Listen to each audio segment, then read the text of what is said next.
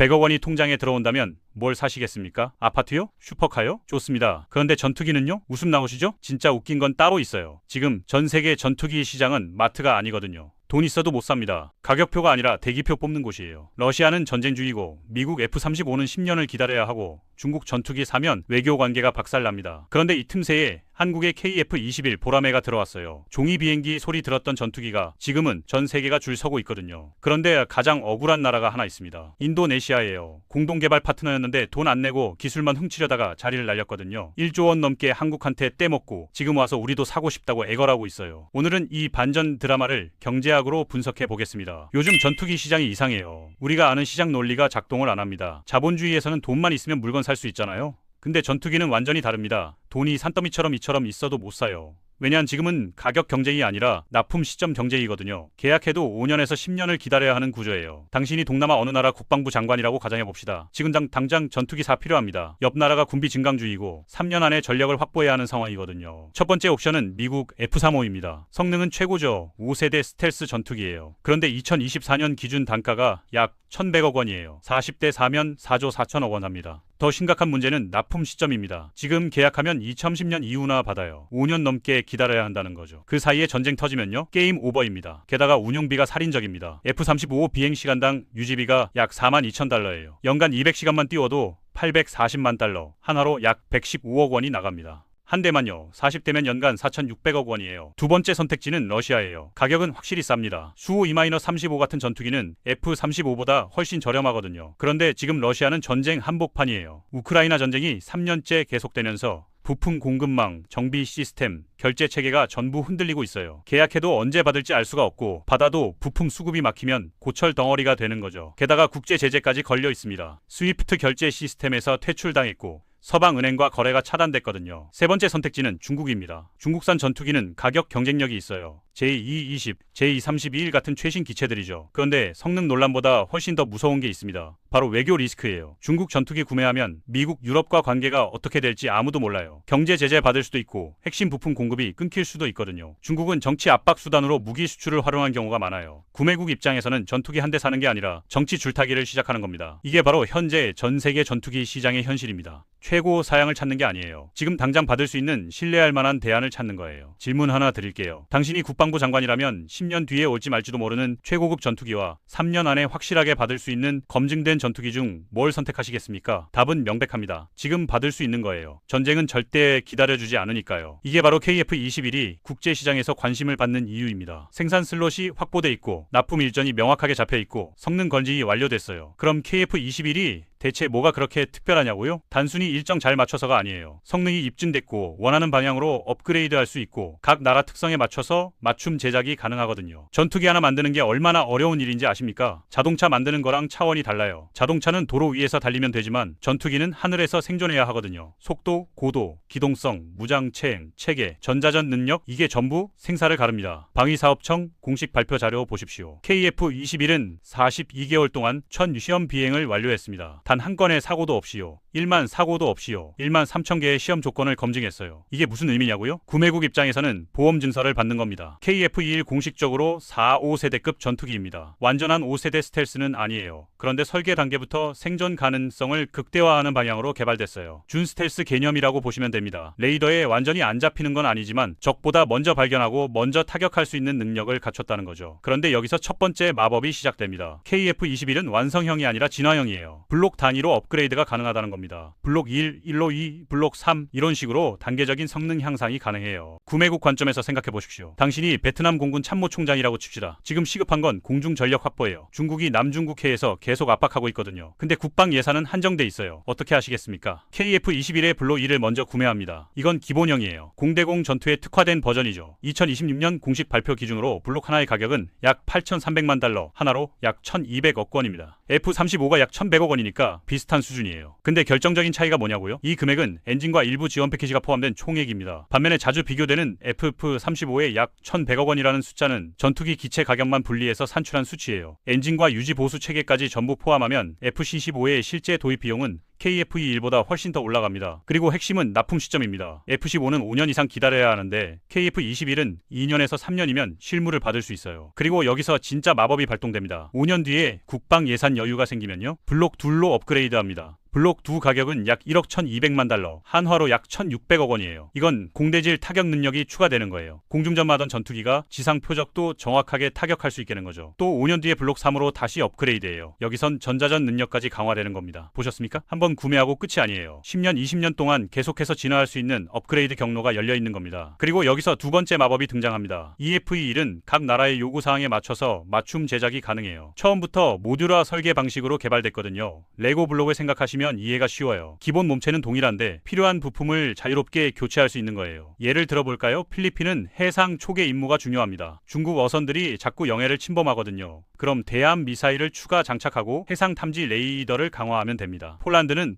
러키앙 지상군 대비가 핵심이에요. 그럼 공대지 정밀 타격 무장을 강화하면 돼요. 터키는 산악 지형에서 작전이 많아요. 그럼 지형 추적 레이더를 추가하면 됩니다. 보셨습니까? 똑같은 KF21이지만 나라마다 완전히 다른 성격의 전투기가 탄생하는 거예요. 맞춤 정작 입어보셨죠? 기성복보다 비싸지만 몸에 완벽하게 맞잖아요. 전투기도 정확히 똑같습니다. F-35는 불가능해요. 미국이 정해놓은 표준 사양 그대로만 사용해야 해요. 러시아도 못하고 중국도 마찬가지예요. 근데 KF-21은 가능해요. 실제로 한국 공군은 블록 큰 양산 계약을 이미 진행했습니다. 2020년 하반부터 40기 납품이 예정돼 있어요. 생산 라인이 실제로 가동 중이라는 거죠. 그런데 말입니다. 이렇게 놀라운 전투기를 개발할 때 한 나라가 약속을 완전히 저버렸습니다. 공동개발 파트너였던 나라가 돈은 내지 않고 기술만 몰래 빼돌리려다가 결국 파트너 자격을 완전히 상실했어요. 그 나라 이름이 뭔지 아십니까? 바로 인도네시아입니다. 공동개발이라는 게 정확히 뭔지 아십니까? 단순히 돈만 내는 게 아니에요. 권리를 구매하는 겁니다. 기술 이전, 산업 참여, 핵심 데이터 접근 권한, 이게 전부 패키지로 묶여 있어요. 인도네시아는 원래 EFE의 개발비 중 20%를 분담하기로 약속했어요. 금액으로 환산하면 약 1조 7천억 원입니다. 2015년 사업이 시작될 때 공식 계약서에 서명까지 했어요. 우리가 20%를 부담할 테니 기술 이전도 20%를 받고 나중에는 자체 생산까지 할 수 있게 해달라고요. 그런데 이 친구들이 정확히 뭘 했는지 아십니까? 돈을 내지 않았어요. 2015년부터 2026년, 지금까지 11년이라는 긴 시간이 흘렀습니다. 이 긴 세월 동안 겨우 3,800원만 냈어요. 약속한 금액의 22%밖에 안 됩니다. 보셨습니까? 약속한 돈의 5분의 1만 내고는 우리도 동등한 파트너다, 이렇게 주장하고 있는 겁니다. 한국 정부는 최대한 참았어요. 그래, 경제 사정이 어려울 수도 있지. 이해한다. 2025년 6월까지 재협상을 진행했습니다. 그럼 6천억 원만 내세요. 원래 약속의 35% 수준으로 대폭 깎아준 거예요. 1조 1천억 원을 그냥 탕감해 준 겁니다. 1조 1천억 원이 정확히 얼마냐고요? 서울 강남 84제곱미터가 30억 원입니다. 366채를 살 수 있는 금액이에요. 이걸 그냥 포기한 거죠. 누구 돈으로요? 한국 국민 세금으로요. 그런데 이 친구들이 그것도 제대로 내지 않았어요. 6천억 원으로 대폭 줄여줬는데도 계속 미루고 있어요. 돈이 줄어들면 당연히 뭐가 줄어들까요? 권리도 비례해서 줄어듭니다. 원래는 20% 파트너였으니까 설계도면 20%, 생산기술, 정비 노하우 전부 받을 수 있었어요. 근데 이제는요, 6% 수주로 대폭 축소된 겁니다. 완전히 자업자득이죠. 근데 여기서 더욱 가관인 게 뭔지 아십니까? 2024년에 인도네시아 파견 기술자 자료 불법 반출 의혹 사건이 터졌어요. 돈은 제대로 내지 않으면서 핵심 기술 자료는 몰래 빼돌리려 했다는 거죠. 사건의 구체적인 진행 과정은 언론 보도마다 조금씩 다르지만 한국 보안 당국이 직접 조사에 나선 건 명백한 사실이에요. 진실이 정확히 뭐든 간에 한 가지는 완전히 명확합니다. 신뢰가 완전히 붕괴됐다는 거예요. 돈 제대로 안 내고 약속 안 지키고 핵심 기술만 몰래 훔치려 하고, 이런 나라를 어떻게 동등한 파트너로 대우하겠습니까? 여기서 가상의 인물을 하나 만들어 볼까요? 인도네시아 공군 B 장군이라는 사람이 있다고 칩시다. B 장군은 2020년에 KFE 공동개발 프로젝트 책임자로 임명됐어요. 그때는 희망으로 가득 차 있었죠. 우리도 전투기를 자체 생산할 수 있다. 하지만 2006년 현재 B 장군은 머리를 쥐어뜯으며 후회하고 있습니다. 왜냐고요? 주변 나라들의 상황이 눈에 들어오거든요. 주변에서 정확히 뭐가 벌어지고 있냐고요?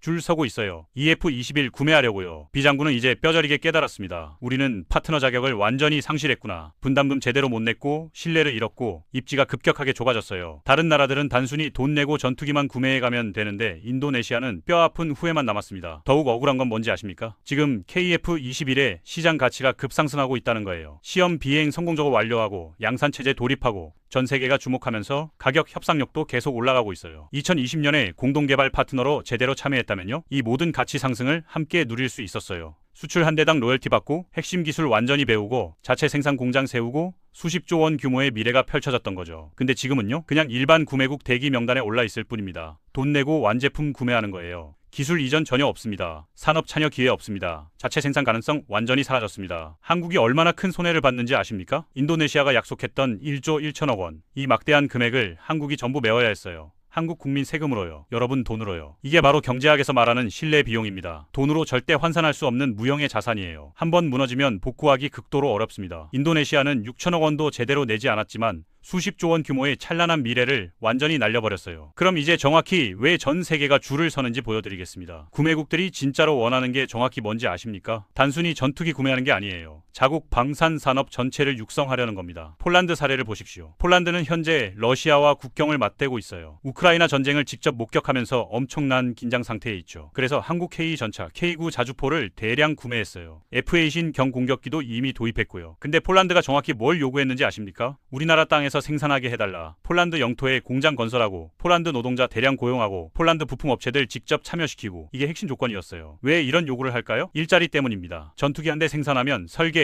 조립, 용접, 도장, 전자장비 제작, 소프트웨어 개발, 시험비, 정비 수천 개 일자리가 생겨납니다. 폴란드 입장에서는 전투기도 확보하고 자국 일자리도 대량으로 창출하는 거죠. 한국은 이걸 해줄 수 있어요. 왜 가능하냐고요? KF-21은 모듈화 설계 방식이니까요. 폴란드에서 동체 제작하고 날개 제작하고 최종 조립까지 할 수 있게 완전히 허용할 수 있어요. F-35 절대 불가능해요. 미국이 절대로 허용하지 않습니다. 생산기술 유출 우려 때문이죠. 일본, 이탈리아, 호주 같은 극소수 핵심 동맹국만 조립 공장장 설립을 허가받았어요. 나머지 국가들은 전부 미국에서 완성된 제품을 그대로 수입해야 해요. 그래서 어떤 나라들은 자국법까지 전면 개정하고 있습니다. 어떤 동유럽 국가는 자국 방산법으로 나토 표준 무기 체계만 도입 가능하다고 명확하게 규정해놨어요. 근데 지금 이 나라가 법 개정을 심각하게 검토하고 있어요. 왜냐고요? KF-21을 구매하고 싶거든요. 나토 표준은 아니지만 성능 완전히 검증됐고 산업 차려 완전히 가능하고 가격 합리적인 무기 체계도 도입 가능하다로 법률을 전면 수정하는 거예요. 그리고 여기서 또 하나 극도로 중요한 게 있습니다. 바로 주권입니다. 미국 무기 사용하면 미국 눈치를 계속 봐야 해요. 사용하고 싶어도 미국이 승인하지 않으면 절대 사용 못해요. 실제로 터키가 바로 그랬어요. 미국이 터키한테 F-10 연투기 부품 공급을 완전히 중단했거든요. 순전히 정치적인 이유로요. 근데 한국은 그런 거 절대 안 해요. 판매하면 완전히 끝입니다. 구매국 마음대로 자유롭게 사용하세요. 물론 KF 엔진이 현재는 미국산이라 수출 승인은 받아야 해요. 근데 한국은 지금 정확히 뭘 하고 있냐고요? 완전 독자 엔진 개발을 진행하고 있어요. 2030년대 중반쯤 되면 순수 한국산 엔진이 나올 가능성이 매우 높습니다. 그때가 되면 미국 승인 전혀 필요 없어요. 완전히 한국 독자 기술이 완성되는 거죠. 그럼 KF-21의 시장 가치는 더욱 급상승하는 겁니다. 구매국들은 이 모든 걸 정확하게 알고 있어요. 그래서 지금 줄 서는 겁니다. 나중에 가격 급등하고 대기 시간 길어지고 미국 승인 절차 복잡해지기 전에 지금 당장 계약하려는 거예요. 이게 바로 경제학입니다. 좋은 상품은 시간이 지날수록 가격이 계속 올라가고 구매 조건도 점점 더 까다로워지거든요. 그리고 여기서 진짜 아이러니가 정한지 아십니까? 인도네시아가 2020년에 공동개발 파트너로 제대로 성실하게 참여했다면요, 이 모든 엄청난 가치를 함께 누릴 수 있었어요. 정확하게 계산해볼까요? KF-21 수출 한 대당 약 1200억 원이에요. 만약 전 세계적으로 100대가 판매된다고 가정해봅시다. 12조 원이에요. 인도네시아가 20% 파트너로 남아있었다면 2조 4천억 원의 수익을 나눠 가질 수 있었어요. 핵심 기술 이전까지 완전히 받으면 자체 생산으로 추가 수익을 더 올릴 수도 있었고요. 근데 지금은요, 그냥 평범한 구매 대기 명단에 이름만 올라있을 뿐입니다. 인도네시아는 지금 이 순간에도 땅을 치며 후회하고 있을 겁니다. 그때 분담금만 제대로 성실하게 냈어도, 핵심 기술 훔치려는 시도만 하지 않았어도. 근데 이미 완전히 늦었어요. 신뢰는 한번 무너지면 절대 복구되지 않습니다. 2028년 어느 날 뉴스를 보게 됩니다. KF-21 전 세계 20개국 수출 계약 완료, 생산 대기 기간 7년으로 급증. 그때 망설이만 했던 나라는 정확히 뭘 할 수 있을까요? 아무것도 못합니다. 하지만 지금 이 순간은 다릅니다. 2026년 2월 현재 생산 슬롯 확보돼 있고 성능 완전히 검증됐고 산업 참여 완전히 가능하고 기술 이전 경로 활짝 열려 있습니다. 선택하십시오. 7년 뒤 땅을 치며 후회하는 나라가 될 것입니까? 지금 당장 대기표 뽑는 현명한 나라가 될 것입니까?